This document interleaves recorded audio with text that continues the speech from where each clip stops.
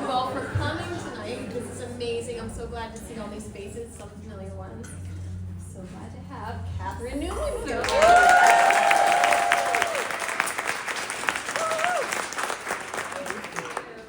What an absolute thrill.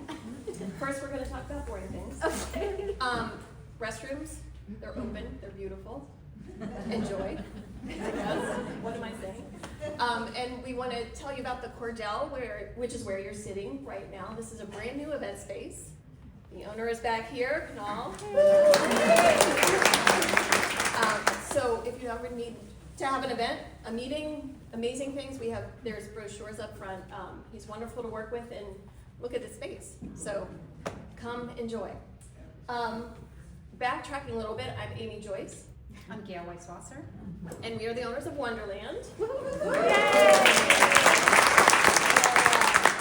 our 1-year anniversary on December 9th. So thank you all. Thank you for helping us become part of this community and being able to run an independent bookstore. It's been amazing. So many friendly faces. We are just so grateful to be here and so grateful to have you all and to serve you with our books and our events and our amazing authors who are coming in. So it's given us a lot of joy, and I hope it's doing the same for all of you. Thank you. All right, anything else? Oh, we have one little fun thing. Yeah. So, did I lose it? Okay. Is Laurie Mignon here? You were the first person to buy Rec.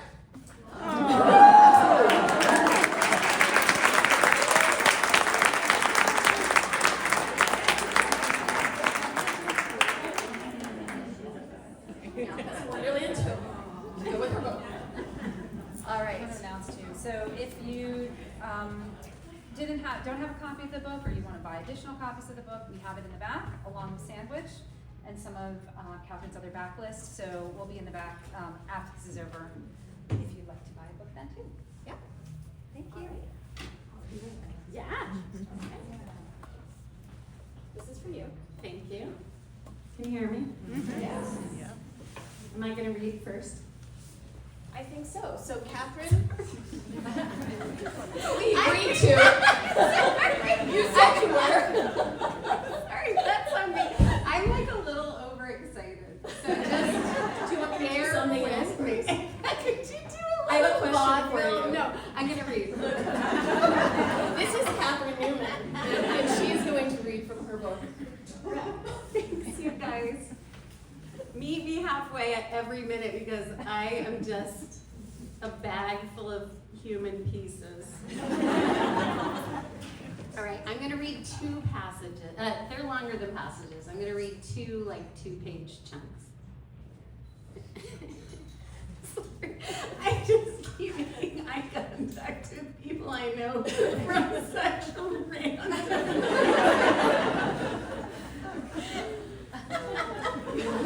I know.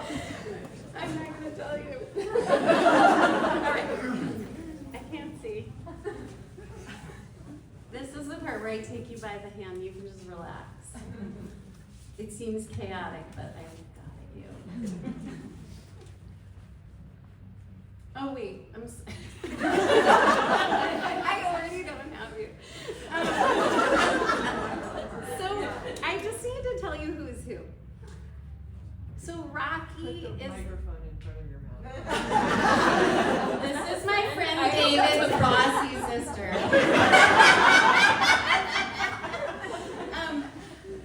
So Rocky is in her mid-50s. The book is told from her perspective. She lives with her daughter, who's 22. Her name's Willa, and her dad, Mort, and her husband, Nick, and they have another kid in New York, Jamie. She has some weird health problems and is also a little obsessed with a local accident. I think that's the plot. Is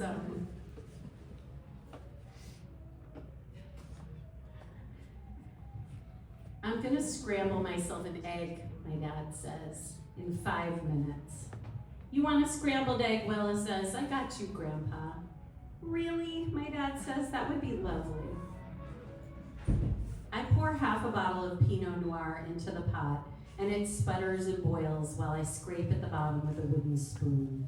Willa stands beside me to heat the egg pan, and Sunny sits next to my dad on the couch to sort leaves. Sunny's Willa's friend. My dad emits a sudden grunt of disapproval. What? I say. Jamie, he says. I texted him to see if he wanted that beautiful dinner table of ours, and he said he didn't. Jamie and Maya live in a New York City one-bedroom apartment, the size of our one-car garage. The only place you would maybe be able to put a dining table is the kitchen, but you can't because there's a bathtub there. My parents' dining table is an enormous carved walnut thing with 12 chairs. It would not look out of place in a castle or a haunted boarding school. I can't believe he doesn't like it, my dad is saying. That table has universal appeal. Willa, scrambling my dad's egg next to me, laughs. Mom, she says quietly, don't get into it with him. Dad, I say. Dad, I am getting into it with him.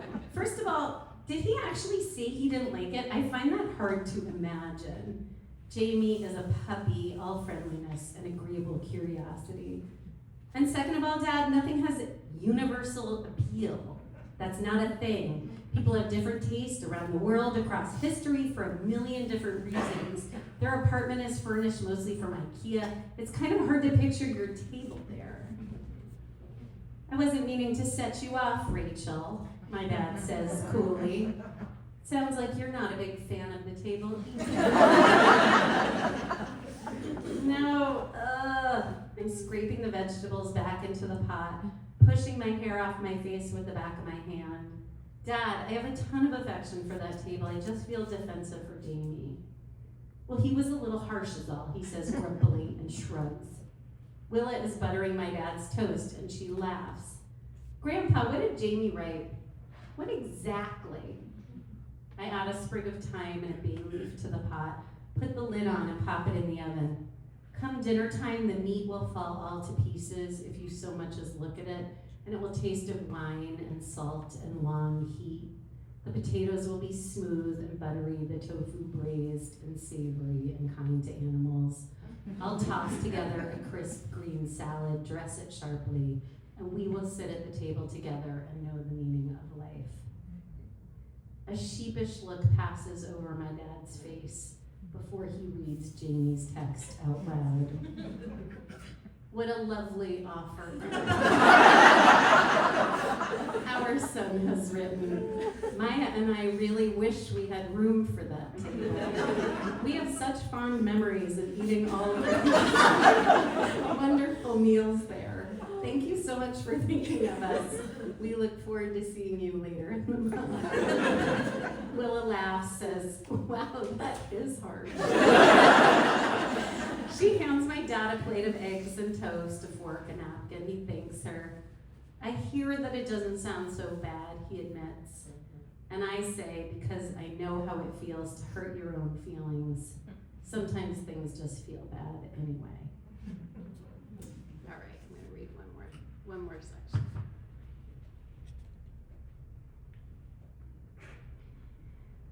Miles Zapp is the name of the kid whose accident Rocky's obsessed with, just so you know. Nick wakes halfway up to see what I'm looking at on my phone in the dark. It's a sculpture that Miles Zapp's mother has posted to Facebook, a clay figure with an expression of grief so pure it's nearly ecstatic. Head tipped back, mouth stretched open, arms cradling a kind of infinite emptiness. The caption reads, Lost Mother. I'm scrolling through the comments to see if she made it herself. It looks like she did. Hey, maybe don't quit your day job for full-time sculpting, am I right, Nick says. And then a second later he says, oh shit, are you crying? I'm sorry, I don't even have my glasses on. I don't know what you're looking at. He wraps an arm around my waist, dislodging Chicken the cat, who stretches and sighs, and they both go back to snoring. An email dings in. It's an Amazon order. The kids still use my account because of the free shipping, and I always look to see what they're getting. This is going to Jamie in New York, and it's a fire extinguisher.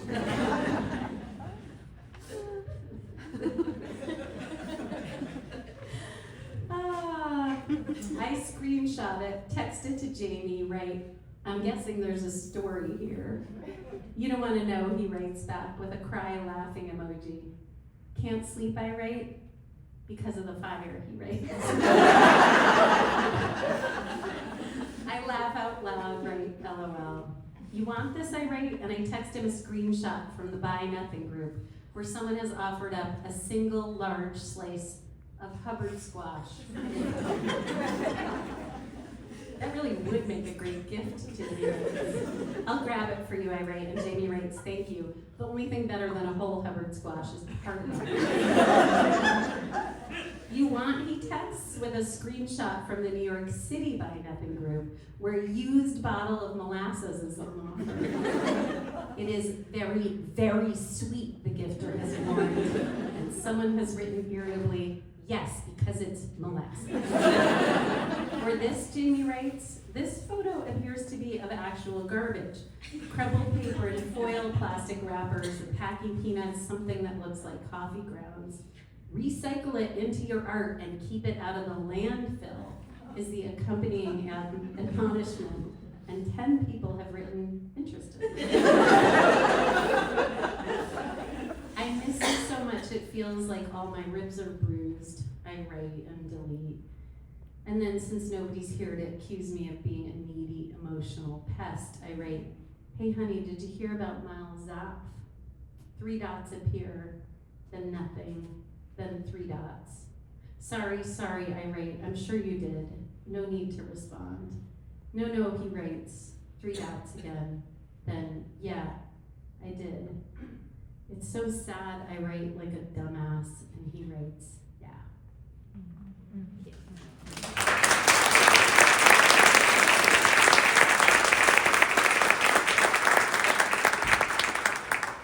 Thank you, Catherine.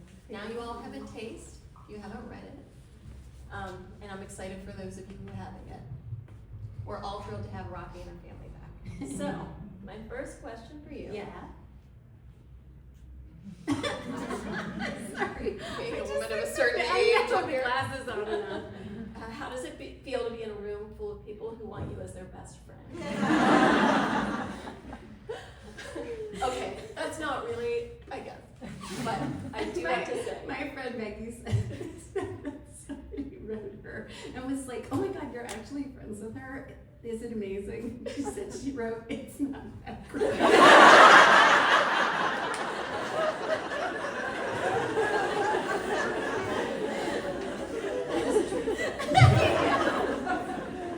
But that does lead me into sort of the first point, which is when we're reading about Rocky and her family and everybody, I think a lot of people think, oh, this is very much Catherine's family. And I think a lot of people relate to Rocky and thereby relate to you. What is it? What do you think the universal appeal, or what do you think the appeal has been? Not of you, but of Rocky. Why have you hit something here? Why are all these people out here very much fans of Rocky? I don't remember what she said. I don't know. And that's a really good question, and thank you. I mean, I hear that as a compliment. I feel this as a compliment, or as a urge to connect, which I love, which I think we want, I think like we're reflecting each other to ourselves, to each other. I think I'm saying like, oh my God, it's so hard to love people this much, and you guys are saying back like, oh my God, same. And that's kind of amazing to me. Like I get a lot of messages like that, and it makes me feel, like I'm like I'm not disintegrating alone. I was gonna try to say something more cheerful.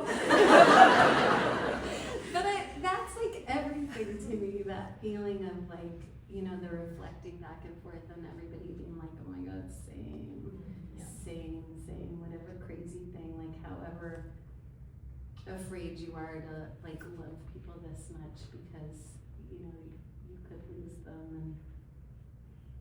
And I always say to my, sorry, it's a little unhinged, but I always say to my husband, if anything ever happens to my dad, and he always says, what would happen to your dad? My dad is 93. I feel like that's where I'm at. The whole same thing, I wasn't necessarily going to read from this, but a few years ago, I was an editor at the Post, a parenting editor, and I asked Catherine to write an essay about women and friendships. And you probably don't remember this, but the very first line, same is the most important word in our vocabulary. So it's funny you say that. It's just a shorthand expression of empathy, I guess, and it means I know how you feel. It means you are not alone. It means you are not insane. Or maybe you are insane, but so am I. Say it when the babies are babies. I'm so tired, I hope I get run over by a truck. Same. Say it when the babies are children. I feel like it's the movie Groundhog Day and all I do is wake up and make allergen-free cupcakes for the entire 5th grade. Say it when the babies leave for college. I cried in front of the twin XL sheet display and she was like, oh my God, Mom. Same. I hear you, I feel that, we're in this together. Yes, you're weird, but I love that about you. And I feel like that's what's happening with Rocky. Yeah, maybe. Maybe, same. So can you tell us why did you decide and when did you decide to continue Rocky's story? Yes. Sorry, I have to wipe my nose because I made myself cry talking about my dad. Not that anything would ever happen.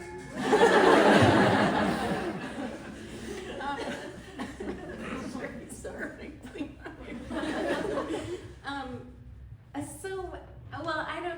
It's so funny to answer your questions because you could answer them so thoroughly and it would take a really long time. That question is a little complicated because I have a lot of things I'm working on at the same time all the time. So while I was writing Sandwich, and the plot of Sandwich, as you may know, is a woman learns that you can buy sandwiches at the deli and take them to the beach.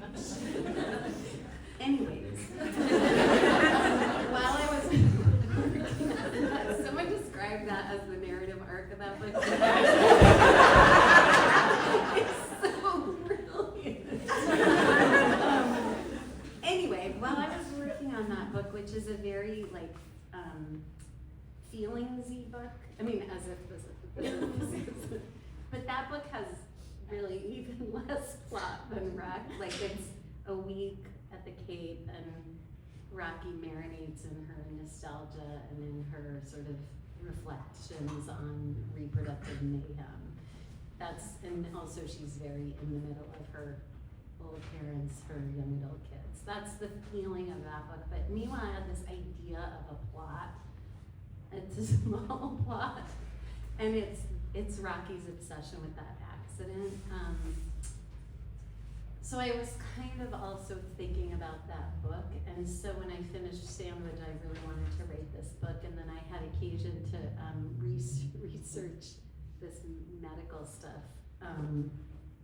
By researching and read it in my own portal. You can laugh because otherwise I'll feel like a freak. So I had these other things, and so I thought I would rate it with a different family mostly because I was nervous that they wouldn't want the same family again, where it was like, some more of nothing happened. It's like, where it's like nothing happened and then there's a sequel. I felt so paranoid and anxious about that, and I just thought, are they still on the Cape?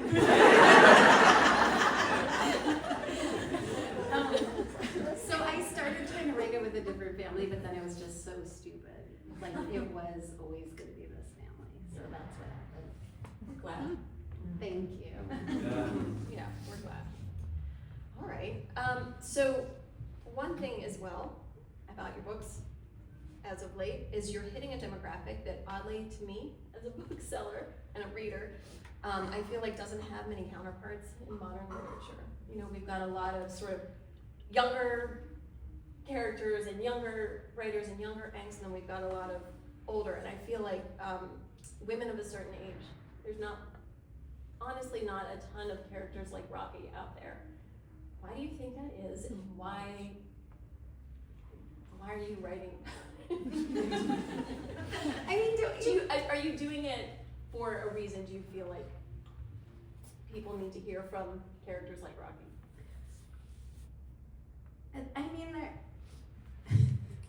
I'm like lazy, and it's what I know. And I'm not like a world builder, even though I would like to be. And I do think, I think it's like the bloggers are growing up. How many bloggers are like menopause, they're really concerned about it. Where it's like, your baby is 1 million weeks old. Baby's now as big as a million.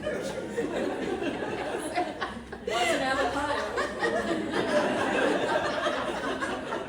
That's so perfect. Yeah, and I think, I don't know, like, did you read All Fours? Yes. So I read All Fours. I was in a tent in the rain, and it was like a perfect reading experience. Like, I literally had nothing I had to be doing. I just was passing time in a tent while it rained out. And so I read it cover to cover, which, as you know, is like the most decadent kind of reading experience.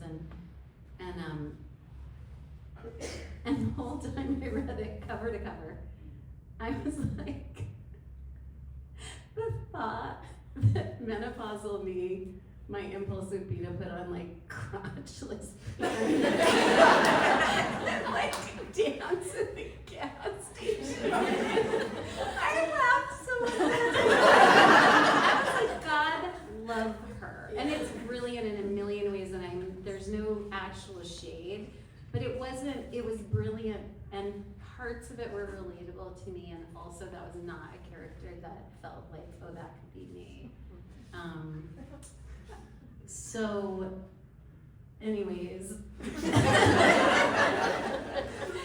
it was funny because we kind of got like paired up in this weird way where it was like hot movie star goes through menopause and someone more like your mom is going through. So we kept being this like 1-2, where it was like All Fours and also sandwich.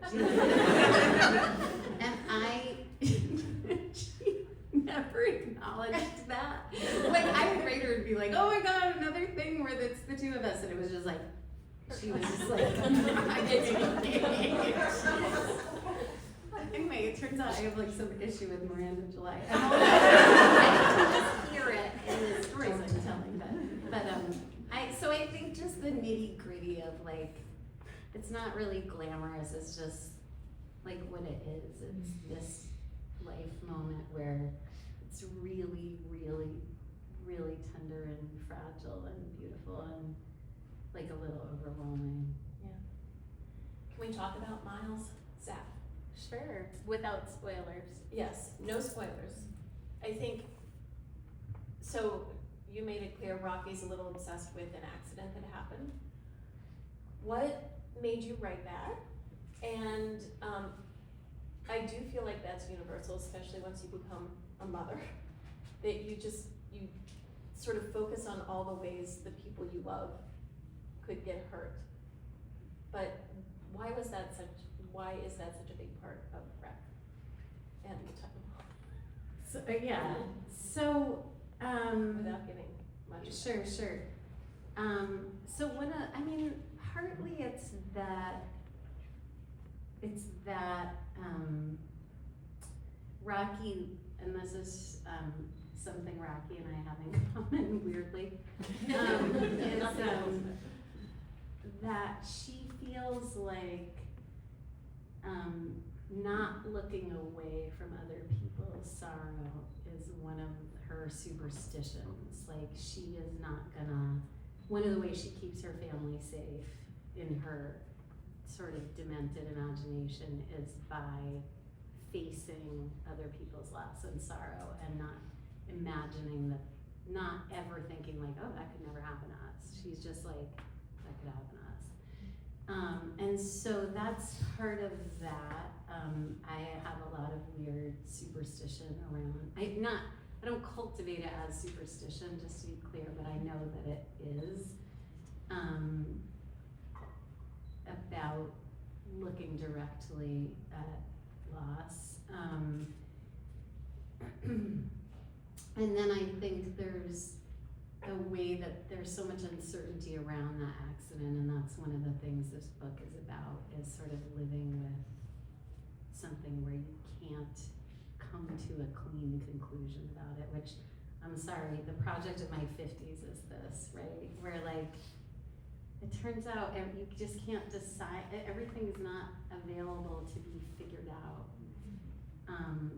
Maybe you already learned this in an earlier part of your life. But I didn't, like, this is it for me. I'm just always wrestling, you know, with things not being clear. So that's, the accident is an occasion for her to deal with that. Is that why you write? To make sense of things? Sorry. Oh my God, maybe. I don't know. I mean,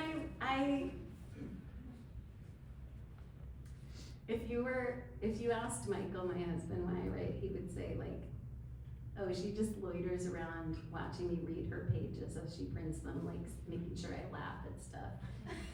That's the main reason I write. But I think it's true that I think that there's something about creating a narrative that is reassuring to me, even if you can't figure anything out. That it doesn't mean there's not a story. I don't know if that makes sense, but so I don't know. I mean, I do feel like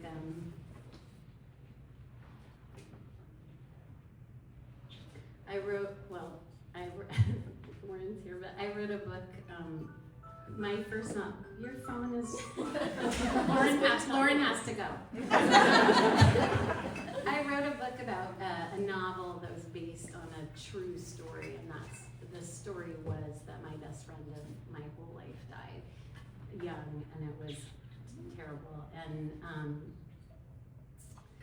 And people asked me like, oh, did you write that like to process grief? And I think the short answer is I did. And the longer answer is that I don't know what, I got a box of books in the mail after I wrote that. You know, they mail you the books. And I opened it, and I was so excited to open it, and I opened it and burst into tears. And I did not think my friend was gonna be in the box. But that would have been such a great bit. After all that, right? Like, a boom, and she like jumps out, you know. So that didn't happen. So writing is just a huge disappointment. I really love it. I was thinking about that book, and I remember hearing you say you were going to write it as a memoir. I never was going to write it as a memoir. Okay. Because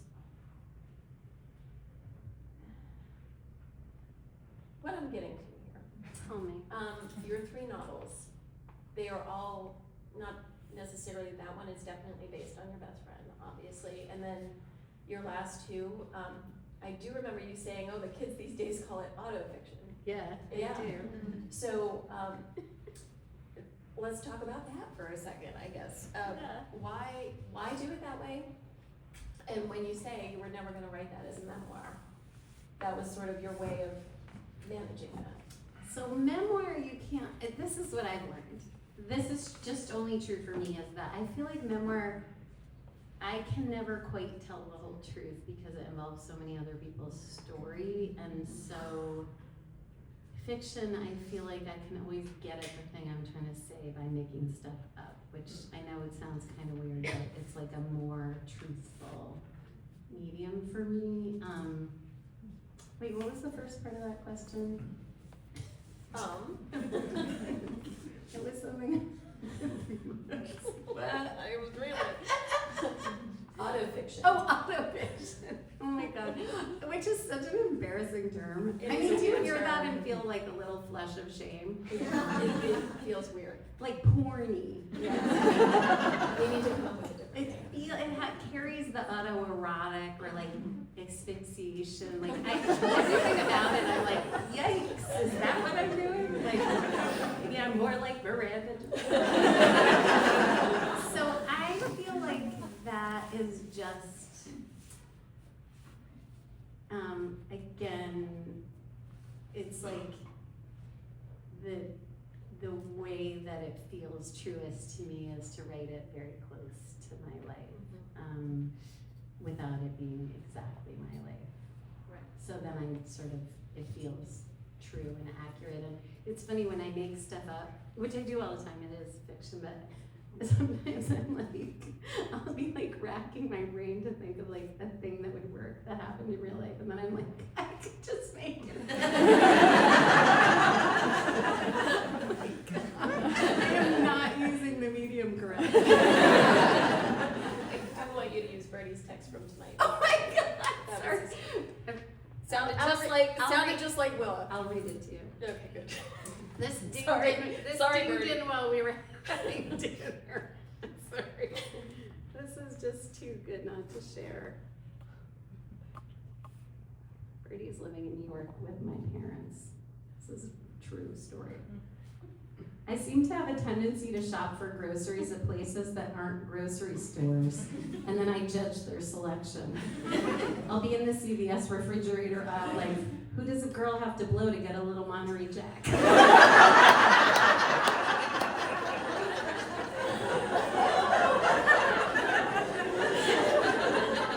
So my daughter's shopping for groceries. I have taught her nothing. I hear that. Maybe Birdie's best friend. Okay, so speaking of Birdie, you spent your writing career both writing very openly about your family and yourself. How do you balance putting too much out there versus writing about sort of your experience with masses? The masses. The masses. I'm not sure. I think I'm just winging it. You know, it's funny, this book, Wreck, I hadn't really thought through how much there's this medical theme, and I hadn't thought through how much it's going to resonate for people and how much people are going to write me as they turn out to be doing, to ask me very specific questions. And I don't have like a game plan. You know, it's like boundaries, what are they? How do they work? How do you use them? Because I also don't want to be like, oh, it's a novel, I don't know what you're talking about. Like, so it's difficult. There are things that are really challenging. Some things aren't challenging, like, I have not been a person historically who's like super into privacy. I feel like privacy is, you know, bedfellows with secrecy, which is bedfellows with shame. That's how I often feel. I feel like I'm all for you keep whatever you want to yourself, like that's awesome, but I have, I tend to feel like if there's something that I'm very secretive about, it is it's got a big gloss of shame over it. And so I never want that for anybody. Like I never, So I don't know, I'm just winging this. How's it going? I think it's going very well. We thank you for that. I have so much more I'd love to talk to you about, but we are gonna open it up. I think it's Yeah. time for, I looked at my watch, like Okay. like a good person. It's time for some questions. Okay. But, maybe one last thing. Yes. No. The headline. When you're thinking about Rocky, and you're thinking about her life, and you're thinking about people, I'm really putting you on the spot, Rocky's age. What's the headline for a woman like Rocky, life right now? What do you mean? Give me, what do you think it is? You know, what's the headline? Women, I feel like this should be how it ends. Okay, thank you, everybody. Maybe, what have you discovered as you're writing about Rocky in these last 2 books? Is there sort of a major theme that you came away with that you didn't know you were going to? Yeah, okay, I totally know Forget what the you're asking. headline. No, right. It's funny, wait, Megan, are you here? Oh, yeah. My grief friend is here who writes and thinks about grief and runs like a grief book festival, and I had coffee with her today, and we didn't actually talk that much about grief, and mostly talked about this outfit. Well, anyways.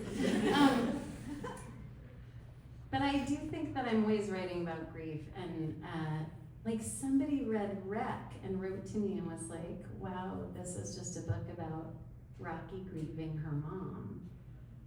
And I had not really thought of it that way, and like, I don't think that's the only thing to say about the book, but I thought that makes some sense to me. Like, I'm always grappling with that question, and I don't know that I knew that. And then I had an event. Do you know Ruthie Thorpe?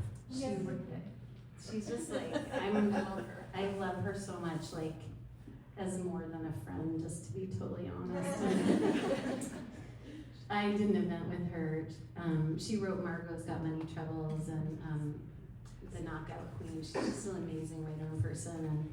And she said, she was like, yeah, like preemptive grief, that's your like central artistic preoccupation, she said to me. I was so like dazzled. I was like, I have an artistic preoccupation. Like, look at me. And then I got home and thought about what she'd actually said once the stars had like settled out in my eyes, and I was like, oh yeah, that's so true. That's just what I've always been writing about. Like, I feel like basically our newborn son was put in my arms, and I was acquainted with the possibility of loss almost for the first time in a way that I couldn't quite deal with. And I said to my husband, like, the first night we were home from the hospital,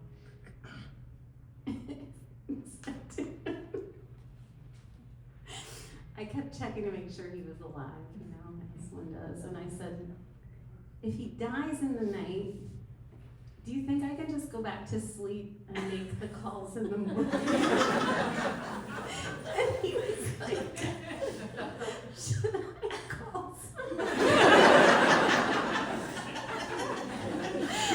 I was like, oh my God, what is happening? I was so deranged, like I just could not. That makes total sense. Right? And this friend of ours who had a baby around the same time, she cried and cried and said to me, oh hi, sorry. She said to me, I want like a train to come around in the night, and we can just put the baby on the train, and then we go to sleep, and then the train thing brings it back in the morning. And I just look back at all this stuff, and I'm like, wow, we were so not okay. That sounds like a pretty good invention. Right? I like the snoo. And then somehow when I watched Polar Express, I was like, Right, oh, this, that's but it's all baby, that is just baby. Okay, I'm gonna let other people ask me. So I'm guessing there's some questions here. Anyone? I can bring a microphone over. Be all Oprah about it if I can get down. Oh. Okay. Hi. Hi. You just seem so delighted by your books. Oh my God. Okay, I'm leaving. That's the most embarrassing thing. I think often I go to a lot of readings and I think authors just try to play it cool, but you're not playing cool. But is it important to you to be delighted by your books? Like, how important is it? You know? In case you didn't hear the question. How important is it to me to be delighted by my own books? Thank you. I'll just let that hang there. I don't think it even needs to be answered.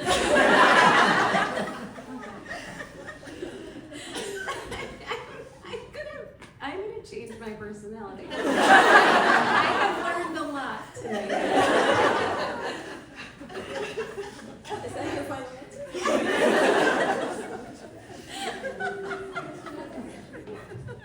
That was a great question. How did you pick the titles of your book? I bought Sandwich up in Chatham on the Cape, and I thought that's what it was about. No, it's still. Anyway, then I don't know about breakfast. So I wanna thank you. I'm just so aware of how I'm gonna act all delighted about the title. These are such great titles. Come on. So I lied on book tour for Sandwich. People would ask me about the title, and somebody said, like, was it always going to be called Sandwich? And I went on this whole book tour, and I was like, it was always called Sandwich. That was the title I worked on it with, and I sold it as that. And then I found this document called The Department of Total Loss. And that, in fact, was the working title I forgot. I erased it from my mind. I submitted with that title, The Department of Total Loss, which was the place my friend had to, it was the part of her insurance company that she had to work with when her car was totaled. And I was like, that's crazy. The Department of Total Loss. And my editor was like, we're not going to call it. And then Sandwich, we called it Sandwich as like a kind of a joke. And then they didn't like it because that's not an optimized search term. If you put Sandwich into Google, it's Subway for like 50 pages. And they were like, that's bad, we don't like it. And then it was too late. It was like the way we called Birdie Birdie, and by the time she was born, that's all she could ever be, even though her birth certificate says Abigail, which nobody but my mother has ever called her. Wreck was like another title that felt like it meant multiple things, and so it seemed like it would work well as a title, and it was another title they weren't super sure about, like in the marketing department, but they left it. Who else? I love how you talk so much in your books. Things are happening while you're cooking, while meals are being prepared, while the table's being set, while the table's being cleared. And I just wondered, is that something you think a lot about? Like for me, when I read those passages, it all feels so real and accurate. And that's exactly how things really unfold. Like while cooking and eating, and yeah. I'm sorry, I made myself cry again. For no particular reason. I meant to bring tissues. You would think I would carry them. Anyway, someone will find one for me. Thanks, Rena. These are from Rosh These are like Rosh Hashanah tissues. I can't. It takes a village, people. Okay, thank you. Okay, wait, what was the question?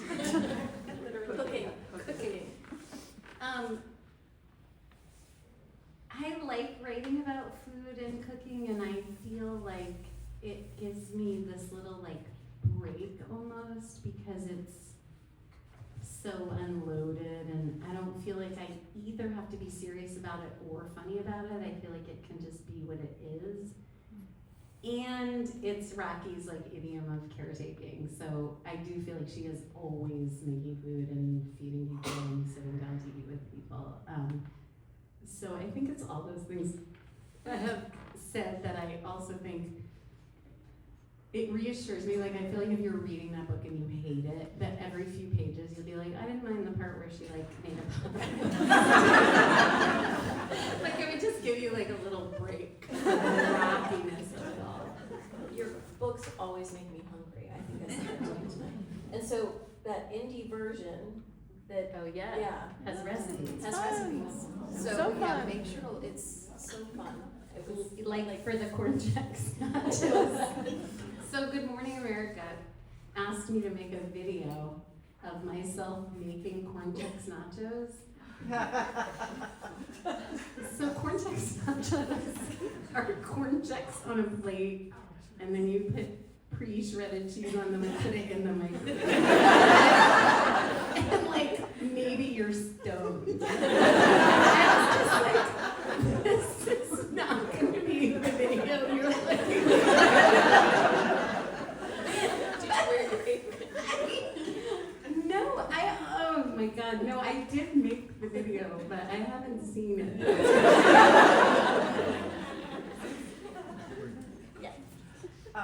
So one thing I like a lot about your books is that the daughter tends to remind me of my own daughter, who is like great and loves me, but also seethes with rage in almost equal parts. Do your kids ever say, take it out? They never have. They read everything before I submit.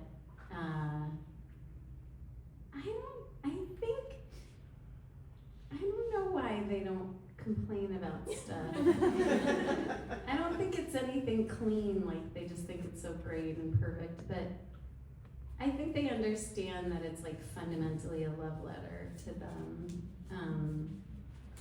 And they get so many good lines, which are just their own lines. I don't know. So no, Birdie is my first reader. That's my daughter, and she'll like wince at a joke, and I'll like remove it immediately. And like she has different things. She's an amazing reader, but she said to me about one line in this book. That line's gonna hurt Ben's feelings. That's her brother. And I was like, okie doke, like I will take that out of there. And that was the first thing that was like that. That was like, he's gonna see himself in that in a bad way. So I don't know, yeah, and Ben is not like a big reader. I like to say that like it's normal. I'm learning that that's just a regular way to be. It's totally fine, we're just different. Some people don't read at all. That's not a problem.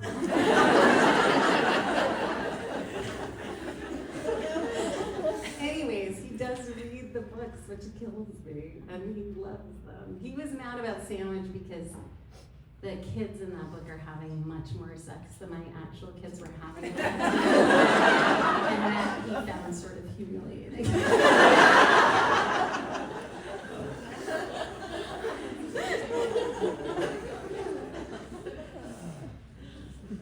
Yes. So both Sandwich and Wreck have a lot of nostalgia about parenting. I'm just curious, how do you feel about having written so much in real time, like while it was unfolding, waiting for Birdie and all the other pieces? How that might have, well, one, I'm curious if you've gone back and read some of that stuff, and if it's informed at all the characters' reflections, Rocky's reflections, but just also how having written that you think might inform the writing that you're doing now. Thank you. I do think there's something familiar about it. Like, it's still the same project of like, I feel like it's the same thing. It's like wrestling with this, with motherhood and just like how to move through the world loving these people so much without a lot of like control over what happens. And that, I guess, has been the one of the main through lines of my work is just that, like just trying to figure that out. I haven't read Waiting for Birdie in a long time, although Birdie, I think, reread it last summer. Just funny. Yeah, but I do think, and I guess because I wrote about so much stuff, the recall's pretty available to me. Like, I do have a lot of memories of stuff that maybe I don't know if I would if I hadn't written about it. Thank you. Please. So on that same line about your older books, have you ever thought about writing about you and Michael falling in love, like a prequel to all of these other books?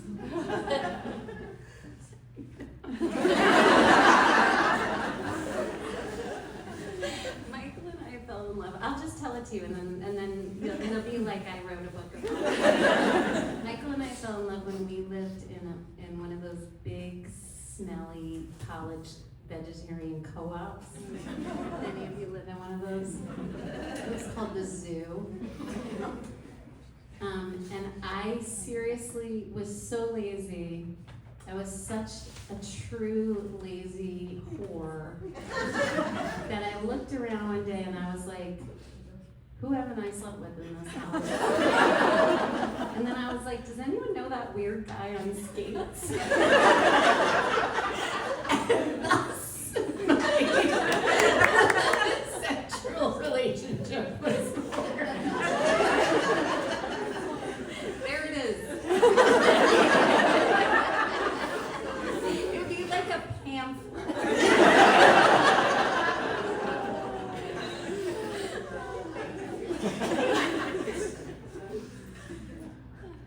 I think I saw it. Please. Hi, my book club read Sandwich, and we all really liked it. We appreciated it a lot. The one thing we kept coming back to was the fact that they were on vacation, this big family, in a one-bedroom house. And I'm curious if you have, they're like sleeping in like all one room together. Have you gotten a lot of feedback on that? Have people like brought that up, or are they like, is that something that's accepted as part of the story? I mean, it's a house with a bedroom that has a door that closes, a loft space, and then a bed in the living room, like a pull-out sofa bed. I'm just clarifying that.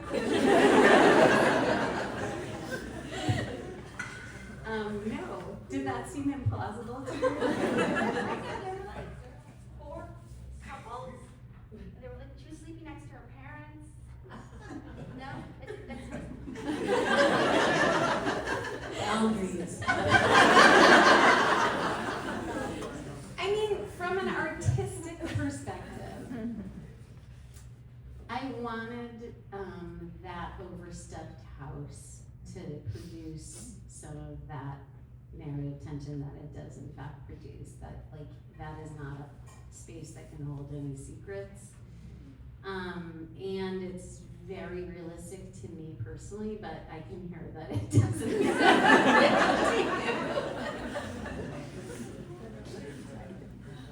How many more questions? Timekeeper. Okay. One more. Oh. It's you. It's okay. So much No, pressure. no, not at all. Okay.